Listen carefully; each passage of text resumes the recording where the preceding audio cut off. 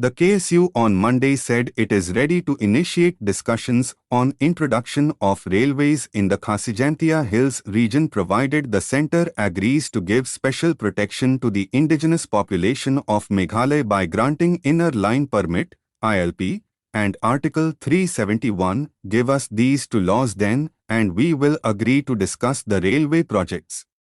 We are not against bringing railways to Khasi land, KSU General Secretary Donald V. Thabar told the newspaper. He recalled that the KSU had first raised its voice against the railway project in 1985, followed it up in 1989 and again in 2017. Thabar said around 30 KSU members were arrested in 2017 when NFR had moved to implement the Tetelia-Bayarnihat railway project. According to him, the KSU also managed to convince the KHADC not to give NOC to any proposal for railways in this region.